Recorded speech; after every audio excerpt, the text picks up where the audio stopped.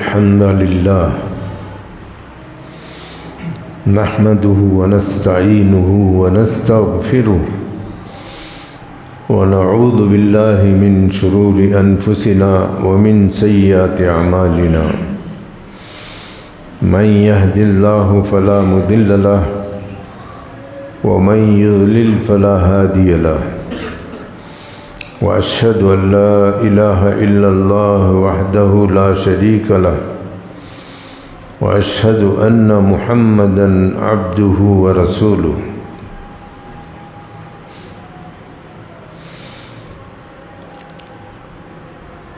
أعوذ بالله السميع العليم من الشيطان الرجيم يا أيها الذين آمنوا اتقوا الله حق تقاته ولا تموتن إلا وأنتم مسلمون يا أيها الناس اتقوا ربكم الذي خلقكم من نفس واحدة وخلق منها زوجها وبث منهما رجالا كثيرا ونساء واتقوا الله الذي تساءلون به والأرحام إن الله كان عليكم رقيبا يا أيها الذين آمنوا اتقوا الله وقولوا قولا سديدا يصلح لكم أعمالكم ويغفر لكم ذنوبكم ومن يطع الله ورسوله فقد فاز فوزا عظيما أما بعد فإن خير الحديث كتاب الله وخير الهدي هدي محمد صلى الله عليه وسلم وشر الأمور محدثاتها وكل محدثة بدعة وكل بدعة ضلالة الضلالة في النار أعوذ بالله السميع العليم من الشيطان الرجيم بسم الله الرحمن الرحيم قل هو الله أحد الله الصمد لم يلد ولم يولد ولم يكن له كفوا أحد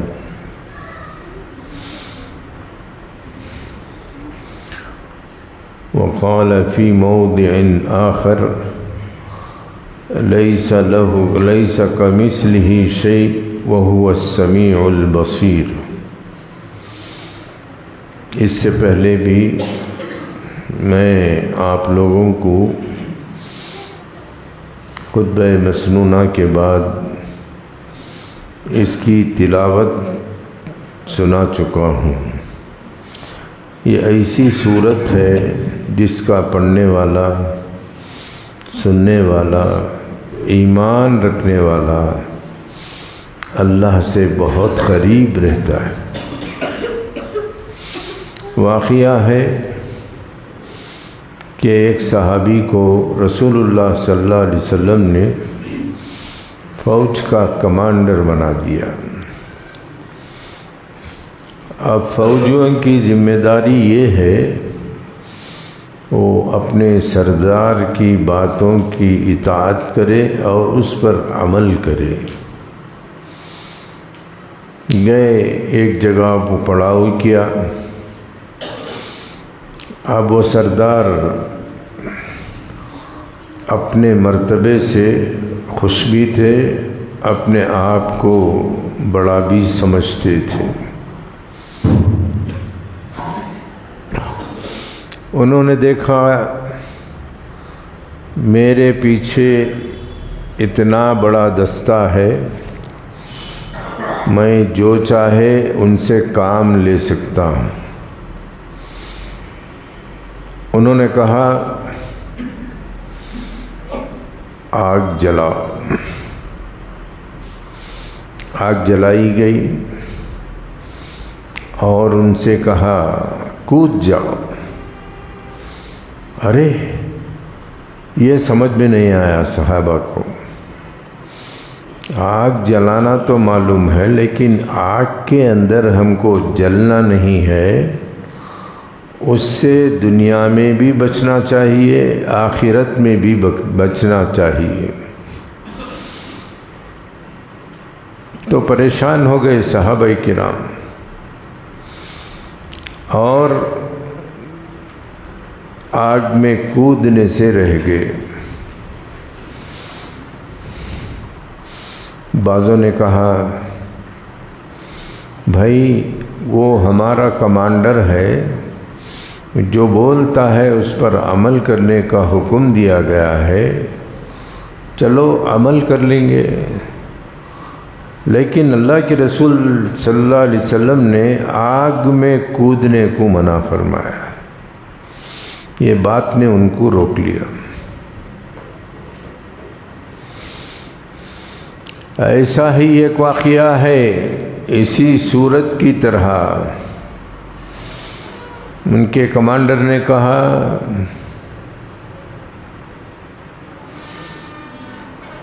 آ کر کے ان کے بارے میں رسول اللہ صلی اللہ علیہ وسلم سے شکایت کی۔ کیا شکایت تھی؟ شکایت یہ تھی ہمارا کمانڈر ہر سورے کے ساتھ سورہ اخلاص کا ضم کرتا ہے، یعنی اس کو بھی برابر پڑھتا ہے۔ شکایت سننے کے بعد رسول اللہ صلی اللہ علیہ وسلم نے ان کو سمجھانے کے لیے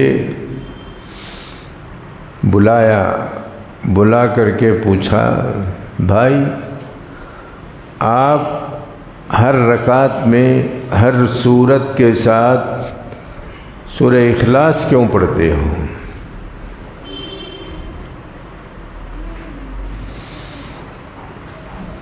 انہوں نے کہا اے اللہ کے رسول،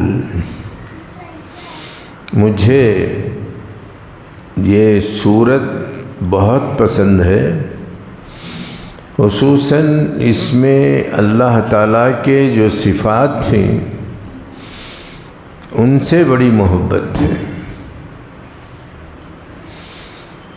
تو رسول اللہ صلی اللہ علیہ وسلم نے ان کو بلا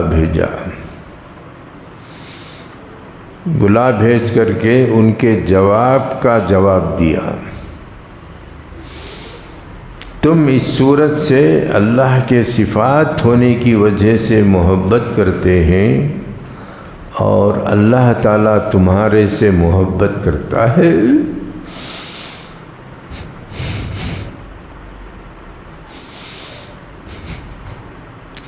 کیا کبھی آپ کے دل میں اللہ کی محبت آئی؟ کبھی آپ نے رویا؟ آپ کو معنی معلوم نہیں ہے، طوطے کی طرح پڑھتے ہو بغیر سمجھے کہ۔ اگر کوئی سمجھ کر کے پڑھتا ہے تو اسے رونے نہیں دیا جاتا، طوطے کی طرح وہ بھی پڑھ لیتا ہے۔ جو اللہ تعالیٰ کے صفات کو سمجھ کر کے، اس کی بڑائی کو سمجھ کر کے روتا ہے، اس پر جہنم حرام ہے، سیدھے جنت میں جائے گا۔ اللہ کے نبی صلی اللہ علیہ وسلم نے فرمایا جا، تجھ سے اللہ تعالیٰ محبت کرتا ہے۔ کتنی عظیم نیکی ہے یہ عظیم سورت پڑھنے کے بدلے میں اس کا احاطہ ساری انسانیت نہیں کر سکتی۔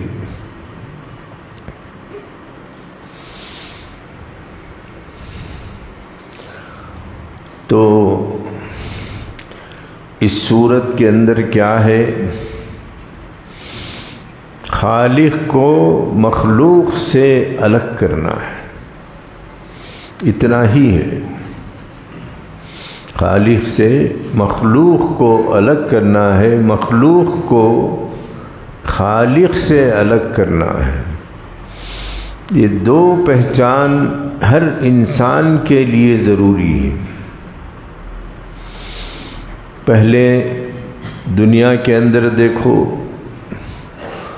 اللہ کی مخلوق تھی، اللہ نے اس کو بسایا تھا، اور دوسرا بسانے والا خالق ہے۔ دونوں کو الگ کرو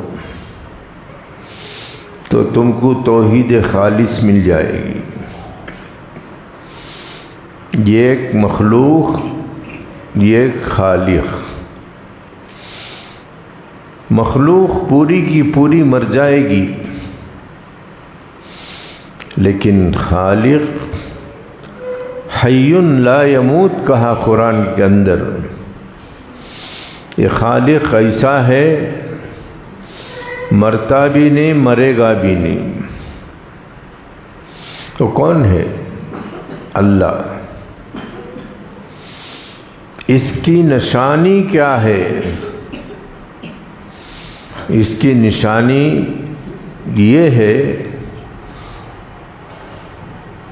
وہ کام جو مخلوق کرتی ہے خالق بڑی آسانی کے ساتھ کر دیتا ہے۔ خالق جو کام کرتا ہے مخلوق اسے کر نہیں سکتی۔ مثلا آسمان میں سورج ہے،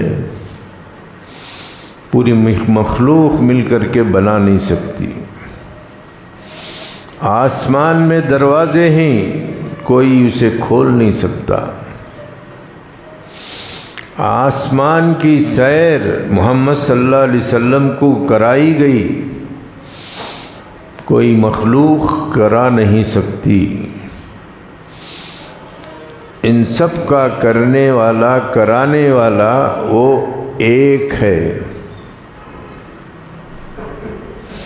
کوئی بھی چیز اٹھا لو، اللہ کے ساتھ ایک کا لفظ آئے گا۔ مخلوق کے ساتھ کھربوں اقسام کی مخلوقیں نظر آئیں گی۔ خالق ایک ہی ہو سکتا ہے اور ایک ہی رہے گا، تو اسے اللہ تعالی بتاتا ہے قل هو اللہ احد۔ اللہ ایک ہے، اس کی مخلوقات کتنی ہیں؟ لا تعد ولا تحصى، نہ گن سکتے ہیں اور نہ گنے جا سکتے ہیں۔ زمین کے اندر کتنی مخلوقات ہیں، نہ آپ کو معلوم ہے، نہ ہم کو معلوم ہے، اور نہ یہ دنیا کی تمام مخلوقات کو معلوم ہے۔ معلوم ہے تو صرف اللہ کو معلوم ہے۔ زمین کے اوپر جتنی مخلوقات ہیں ان کا علم بھی اللہ تعالیٰ کو ہے، اور آسمانوں کے اندر جتنی مخلوقات ہیں ان کا بھی علم اللہ تعالیٰ کو ہے۔ اللہ تعالیٰ کون سا کام ہے جو کر نہیں سکتا، اور کلام پاک کے اندر اللہ تعالیٰ نے اپنے بارے میں صاف طریقے سے فرما دیا ہے فعال لما یرید۔ آپ، ہم، جن، انس، فرشتے سب مل کر کے کچھ کرنا چاہیں تو کر نہیں سکتے۔ اکیلا اللہ تعالیٰ جو چاہتا ہے وہ کر بیٹھتا ہے۔ فعال لما یرید، وہ کرنے والا ہے جو وہ چاہتا ہے۔ دوسری آیت میں اللہ تعالیٰ نے فرمایا ان اللہ یفعل ما یرید، بے شک اللہ تعالیٰ جو چاہتا ہے کرتا ہے۔ تیسری آیت میں فرمایا ان اللہ یفعل ما یشاء، بے شک اللہ جو چاہتا ہے کرتا ہے۔ کھوٹ عقیدے والے اللہ تقدیر کو بدل نہیں سکتا، نعوذ باللہ من ذالک، یہ کفری عقیدہ ہے۔ اس آدمی کو توبہ کرنا چاہیے۔ کیوں؟ ابھی میں نے جو 3 آیتیں آپ کو تلاوت کی ہیں، یہ 3 آیتوں کے اندر اللہ تعالیٰ اپنے بارے میں وضاحت کرتا ہے، جب چاہے، جہاں چاہے، جو چاہے میں کرنا چاہوں کر سکتا ہوں، مجھے کوئی روک نہیں سکتا۔ اگر اس وقت اللہ تعالیٰ آپ کے مقدرات کو تبدیل کر کے آپ کو بادشاہ بنانا چاہے، ہو سکتا ہے۔ نا کا لفظ اللہ تعالیٰ کے ساتھ مت لگائیے۔ آیت کا ترجمہ دیکھیے، جس میں کہا گیا ہے فعال لما یرید کا معنی بہت ساری چیزیں ایسی ہیں پوری مخلوقات کر نہیں سکتی، تنہا اللہ تعالیٰ سب کو کر دیتا ہے۔ اللہ کو سمجھنا، جنت میں جانا، دونوں برابر ہیں۔ جو اللہ کو سمجھا نہیں وہ کفرستان میں چلا جاتا ہے۔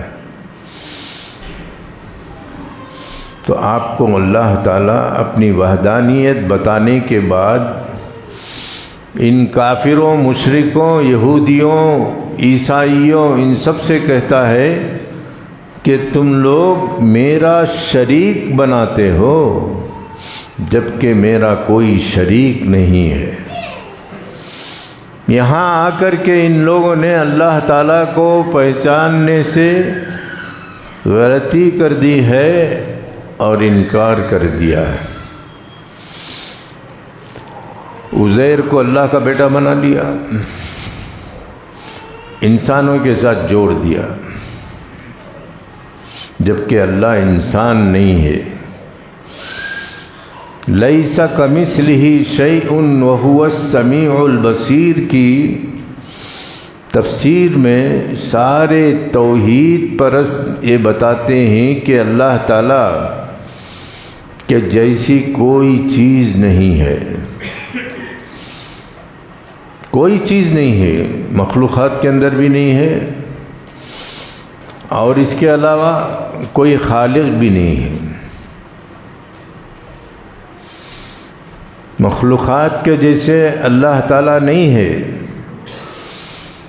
اور اس کے باوجود اللہ کے صفات ہیں جن کو اللہ تعالیٰ کلام پاک کے اندر وَهُوَ السَّمِيعُ الْبَصِيرُ کہتا ہے۔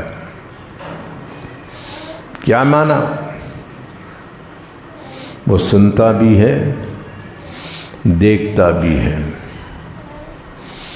اب سوال پیدا ہوتا ہے کہ اللہ تعالیٰ کا دیکھنا، اللہ تعالیٰ کا سننا کس طرح ہے؟ بیل کی طرح سنتا ہے، سانپ کی طرح سنتا ہے، اور مخلوق کی طرح سنتا ہے؟ نہ اس کی مماثلت ہے۔ اللہ مخلوق کے جیسا نہیں ہے۔ کوئی یہ نہیں کہہ سکتا پہاڑوں کے جیسا ہے، کوئی نہیں کہہ سکتا بادلوں کے جیسا ہے، کوئی نہیں کہہ سکتا فرشتوں کے سکا ہے، کوئی نہیں کہہ سکتا جنوں کے جیسا، کوئی نہیں کہہ سکتا وہ فرشتوں کے جیسا ہے۔ دیکھتا ہے تو اپنی قدرت سے دیکھتا ہے، ایسے دیکھتا ہے جو اس کے لیے قابل التفات ہے، جو اس کے لیے زیبا ہے۔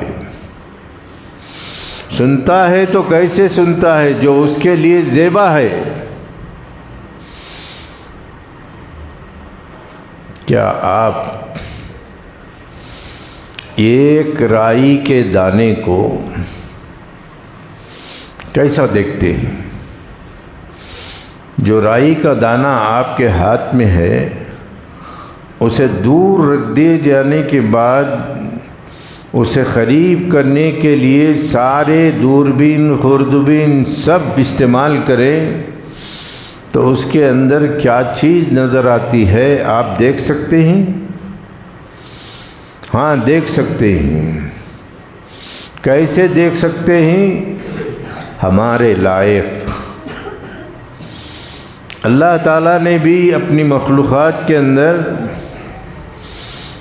ساتوں زمین ساتوں آسمان کو رائی کا دانہ بتایا ہے۔ رسول اللہ صلی اللہ علیہ وسلم نے مَا السَّمَاوَاتُ السَّبْعُ وَالْأَرْضُونَ السَّبْعُ فِي يَدِ الرَّحْمَنِ كَخَرْدَلَةِ يَدِ أَحَدِكُمْ۔ اللہ تعالیٰ کو آسمانوں میں آ کر دیکھنے کی ضرورت نہیں، زمینوں میں جا کر دیکھنے کی ضرورت نہیں۔ اللہ تعالیٰ اپنے عرش عظیم سے ہی ساتوں زمین ساتوں آسمان کو رائی کے دانے کے برابر جو اس کے ہاتھ میں ہیں ان کو کیسے دیکھتا ہے؟ جیسے اس کی نظر ہے۔ اوپر سے لے کر تحت الثری تک جو چیزیں ہیں سب ایک ہی نظر میں اللہ تعالیٰ کو سامنا کرتے ہیں، اور اللہ تعالیٰ ان کے اندر کیا ہو رہا ہے پہچان لیتا ہے۔ اسے آنے کی ضرورت نہیں ہے۔ یہ حدیث میں اللہ کے نبی صلی اللہ علیہ وسلم نے فرمایا ہے، اتنی عظیم نگاہ، اتنی عظیم بصارت مخلوقات کے اندر کسی کو نہیں ہے، صرف خالق کو ہے۔ کوئی نہیں کہہ سکتا میں جیسے دیکھتا ہوں اللہ بھی ویسے ہی دیکھتا ہے، کافر ہو جائے گا، کافر ہے۔ میں جیسے سنتا ہوں اللہ بھی ویسے ہی سنتا ہے۔ تو اہل سنت والجماعہ نے احتیاط کرتے ہوئے کہا اللہ اپنی ذات کے لائق دیکھتا ہے، اپنی ذات کے لائق سنتا ہے، ہر چیز اس کی ذات کے لائق ہے، وہ مخلوق سے مشابہت نہیں رکھتا، مخلوقات سے الگ ہے، اور سنتا بھی خالق جیسا سنتا ہے، مخلوق جیسے نہیں سنتا۔ یہ ہے ہمارا اللہ۔ اتنی ساری مخلوقات کو بنایا تو اکیلا بنایا، اکیلا بنایا۔ اگر اس کے اندر کوئی اس کا پارٹنر ہوتا تو دونوں مل کے لڑتے۔ کبھی لڑائی ہوئی ہے آسمانوں میں، زمینوں میں لڑائی ہوئی ہے۔ لڑائی اس وقت ہوتی ہے جب دو الہ ہوں۔ دو کا لفظ بھی اللہ کے نام کے ساتھ کہنا زیبا نہیں دیتا۔ وہ ایک ہے، کروڑوں مخلوقات کو اکیلا پیدا کیا، اس کا کوئی شریک نہیں ہے۔ یہاں آ کر کے انسان ٹھوکریں کھا رہا ہے، اللہ کا پارٹنر ہے، شریک ہے، جسے ہم مانتے ہیں اور کھلم کھلا کفر کرتے ہیں۔ یہاں آ کر کے اللہ تعالیٰ اپنی صفات کے ساتھ جو اکیلا ہے، اپنے اسماء کے ساتھ جو اکیلا ہے، اپنی ربوبیت کے ساتھ جو اکیلا ہے، اسے سمجھنے سے انسان نے انکار کر دیا اور کفر کے بھاڑ میں جا کر کے پڑ گئے۔ کبھی اللہ تعالیٰ کے ساتھ کسی کو جوڑو مت، اللہ کے علاوہ کسی کو چھوڑو مت، وہ اکیلا ہے، ایک ہے۔ پہلی آیت بتا رہی ہے قل هو اللہ احد، آپ کہہ دیجئے وہ اللہ اکیلا ہے۔ کن کے جواب میں؟ مشرکین مکہ کے جواب میں اور مشرکین عرب کے جواب میں رسول اللہ صلی اللہ علیہ وسلم کے پاس آ کر یہ کافر کہنے لگے تمہارا اللہ عجیب ہے، نہ اس کا خاندان ہے نہ کوئی اس کا شریک ہے، جیسا کچھ آپ بیان کر رہے ہیں، پھر کیسا ہے آپ کا اللہ؟ تو اللہ تعالیٰ نے رسول اللہ صلی اللہ علیہ وسلم کو فرمایا میں جیسا آپ کو بتاتا ہوں آپ ویسے تلاوت کرو۔ قل هو اللہ احد۔ نسب کے اعتبار سے، نسب کا معنی بیٹا بیٹی، ماں ماں باپ، ایسے سارے رشتے اللہ تعالیٰ کے ساتھ جڑتے نہیں۔ اگر آپ جوڑنا چاہیں تب بھی جڑتے نہیں، اگر زبردستی آپ جوڑتے ہیں تو آپ کافر ہیں، کھلے طور پر کافر ہیں۔ قل هو اللہ احد، آپ کہہ دیجئے وہ اللہ اکیلا ہے، نہ بھائی ہے، خاندانی اعتبار سے نہ بھائی ہے نہ بہن ہے نہ ماں ہے نہ باپ ہے۔ کیسا اکیلا رہے گا؟ ذرا سوچ کر کے دیکھو۔ مخلوقات کو وجود میں لانا اس کا کام ہے، ان کا وجود ختم کرنا بھی اسی کا کام ہے۔ جیسے آبادی آپ لوگ دیکھ رہے ہیں، اس آبادی کو ختم کر کے قیامت لانا بھی اللہ کا کام ہے، اور اسے آباد کرنا بھی اللہ کے علاوہ کوئی کر نہیں سکتا۔ تو قیامت آئے گی، پوری آبادی ختم ہو جائے گی، صرف اللہ رہ جائے گا۔ پہلے وہی، آخر بھی وہی، هو الاول والآخر، وہی ہے۔ اب یہ اہل سنت والجماعت کا عقیدہ بن گیا، اللہ کی ذات کے لائق وہ بات کرتا ہے، وہ دیکھتا ہے، اور وہ آج تک کسی کو نہیں دکھایا۔ آؤ میرا دیکھنا دیکھو۔ ارے محمد صلی اللہ علیہ وسلم کو معراج کرا رہا ہے رات میں، کیا کوئی ایسا بادشاہ ہے رات میں معراج کرائے؟ کیوں؟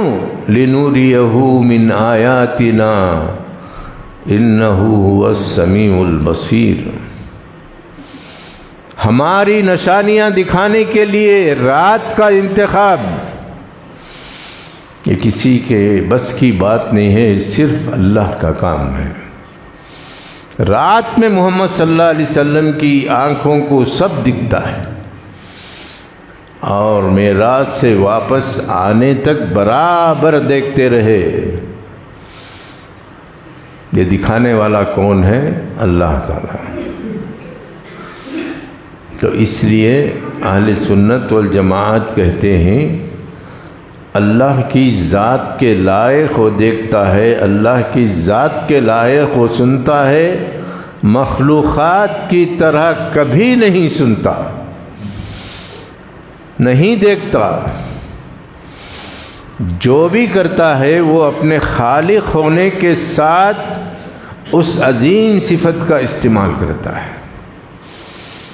پھر کہا میرے بچے بھی نہیں، نہ میں ماں باپ رکھتا ہوں، لم یلد ولم یولد، میرے کوئی بچے بھی نہیں ہیں، میرے کوئی ماں باپ بھی نہیں۔ ولم یکن لہ کفوا احد، اور نہ میری برابری کرنے والا کوئی ہے۔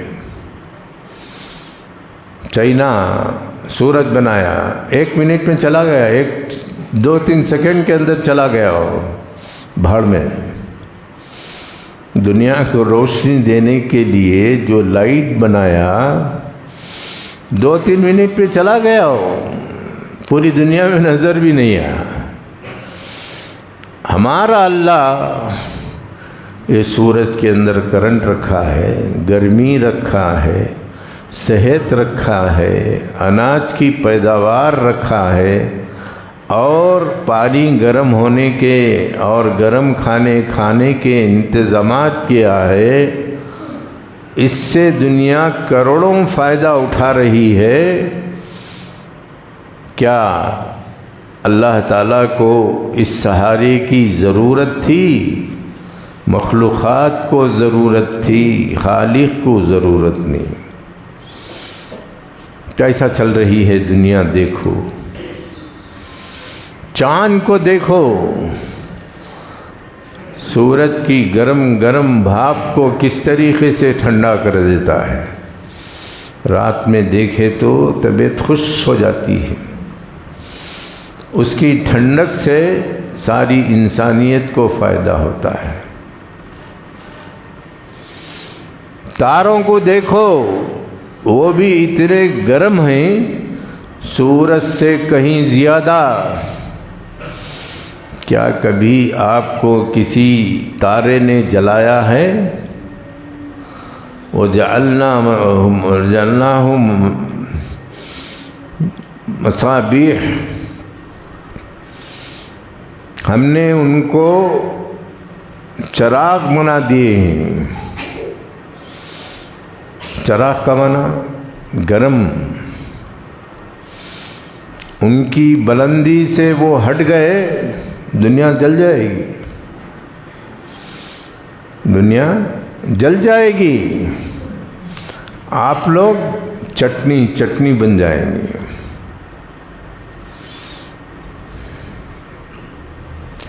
अजीब निज़ाम कुदरत है। सोचते जाओ, किताबें लिखते जाओ, मगर अल्लाह की तारीफ़ कभी ख़त्म नहीं होती।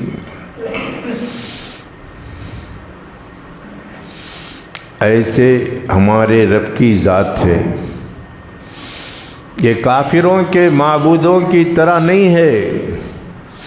कोई बंदर के सका है, कोई कुत्ते के सका है, कोई बिल्ली के सका है, कोई किसी और की तरह है। अजीब अजीब उनकी शक्लें देखो, जिनको ये अल्लाह का शरीक कहते हैं। नाऊज़ बिल्लाहि मिन ज़ालिक, अल्लाह की लानत हो इन पर। जिसे देखा भगवान बना लिया, जिसे देखा माबूद बना लिया, अपने सर की अक़ल को भी समझा नहीं और उससे कोई फ़ायदा नहीं उठाया। तो कुफ़ार मक्का का जवाब अल्लाह ताला ने दे दिया, मेरी किसी से कोई रिश्तेदारी नहीं है, मेरे बराबर मखलूक़ात में कोई भी नहीं है, और मखलूक़ मेरा दर्जा ले ही नहीं सकती। ये सारी चीज़ें अल्लाह ताला ने इसी सूरत के अंदर ज़िक्र करने के बाद अपनी अहमियत बताई है। और रसूलुल्लाह सल्लल्लाहु अलैहि वसल्लम ने उस सहाबी के जवाब में फरमाया, जाओ, अल्लाह ताला तुमसे भी मोहब्बत करता है। जिस सूरत के अंदर अल्लाह के सिफ़ात हैं उनसे आप मोहब्बत करते हैं, तो सिफ़ात से मोहब्बत करना और अल्लाह की ज़ात से मोहब्बत करना दो भी एक ही है। फतवा दे दिया। अब वो आदमी खुश हो जाए जो अल्लाह की पूजा करता है, बार बार आप उसके नमाज में पढ़ेंगे, ये समझ करके मैं अल्लाह के सिफ़ात से मोहब्बत करता हूँ, तो आप जन्नत में अल्लाह ताला के साथ रहेंगे। और अल्लाह ताला का साथ रहना आपके लिए आसान होगा। اتنی بڑی ذات کو چند آیتوں کے اندر اللہ تعالیٰ نے محصور کر کے اس کی ساری قدرتوں کو ایک ساتھ بیان کر دیا ہے۔ لم یلد ولم یولد ولم یکن لہ کفوا احد۔ اس کا معنی سمجھتے ہیں آپ؟ اس کی برابری کرنے والا کوئی نہیں۔ پورے جن مل جائیں، پورے انسان مل جائیں، پورے فرشتے مل جائیں، پورے کائنات کی مخلوق مل جائے اور اللہ تعالیٰ سے مقابلہ آرائی کرنے کی کوشش کرے، کوئی اللہ تعالیٰ کو نقصان پہنچانے والا نہیں۔ نہ تمہاری اجتماعیت، نہ تمہاری انفرادیت، کوئی چیز اللہ کو نقصان پہنچانے والی نہیں ہے۔ سورہ احد سے لے کر احد تک اللہ تعالیٰ نے اپنی طاقت، اپنی خالقیت سب کو ذکر کر کے سارے انسانوں، جنوں، فرشتوں سب کو سمجھا دیا، کوئی مخلوق میرے برابر نہیں ہے اور برابری کر بھی نہیں سکتی۔ قرآن میں ایک واقعہ ہے۔ کیا واقعہ ہے؟ واقعہ یہ ہے کہ جب موسیٰ علیہ السلام اور ان کی قوم کو پار ہوتے ہوئے دیکھا تو سامری نے فرشتے کو دیکھ لیا۔ فَأَخَذْتُ قَبْضَةً مِّنْ أَثَرِ الرَّسُولِ، میں اللہ تعالیٰ کے نمائندے فرشتے کو دیکھا، ان کے پیر کے نیچے سے دھول لے لیا اور بچھڑا بنا کر کے اس کے منہ میں پھینک دیا تو وہ آواز کرنے لگا، لوگوں کو بیوقوف بنانے لگا، یہ تمہارا معبود ہے۔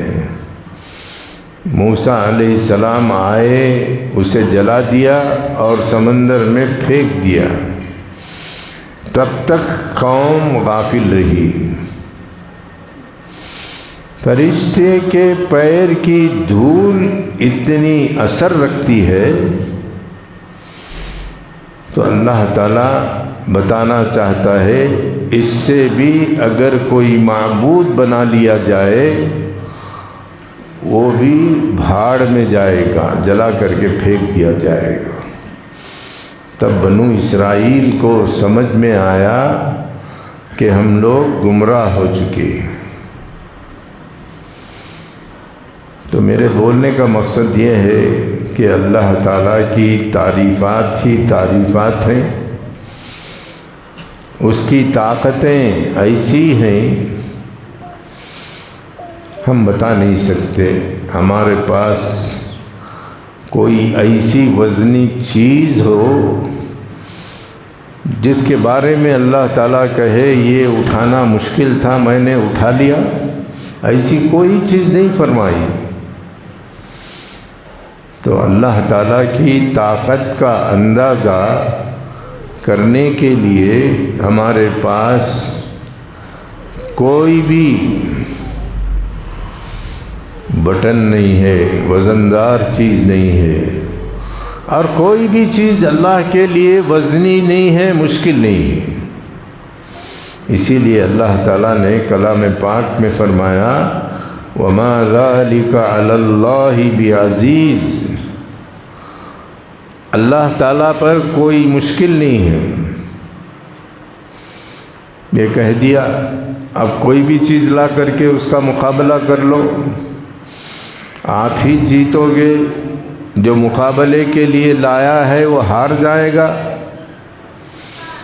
ایسی ذات ہے اللہ تعالیٰ کی، ہم کیا بتائیں، ہمارے پاس وہ کلمات بھی نہیں ہیں، اس کی تعریف کرنے کے لیے جملے بھی نہیں ہیں، اور اس کی تعریف ختم نہیں ہوگی۔